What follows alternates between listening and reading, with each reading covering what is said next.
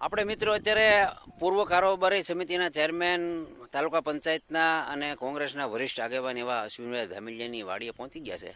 અને અશ્વિનભાઈ રામાનંદજી સાધુ છે, બાબુલાલ કુબાદ બાપુને, તેમને કશુંક આપી રહ્યા છે. આપણે પૂછીએ, અશ્વિનભાઈ તમે શું અશ્વિનભાઈ આપી રહ્યા છો બાપુને? હાલો મિત્રો, બધા મિત્રોને જય શ્રી કૃષ્ણ, મારા જય શ્રી રામ.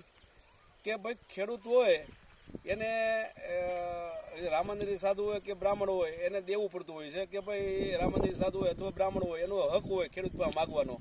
તો મારી વાડીએ મેં આ ઓર્ગેનિક ગાજર વાવ્યા છે. તો આ રામાનંદી બાપુ છે અને આમ વકીલ છે સોયસાએ, તો એ મારી વાડીએ પધાર્યા છે.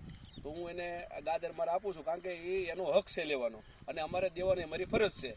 અમે કઈ એવું કઈ પેલું શું કેવું ઉપકાર કે એવું કઈ પણ અમારું ફરજ છે કે એને માગવાનો હક છે.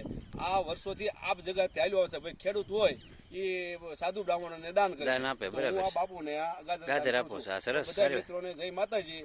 તમારી વાડીએ કોઈ પણ વાડીએ કઈ છું હોય તો સાધુ બ્રાહ્મણને દાન કરવું જરૂરી છે, એ તમે દાન કરજો એવી મારી નમ્ર વિનંતી છે. તો બાપુ રેડી ને? બાપુ આશીર્વાદ આપો, તમને મેં દાન કર્યું ને.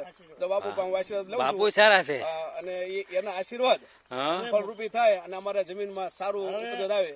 બાપુ આશીર્વાદ અમે આપી છીએ, પણ મફત આપવાના બંધ કર્યા એટલે તમે ગાજર દીધા એટલે આપું. હા, જય રામાપીર ને.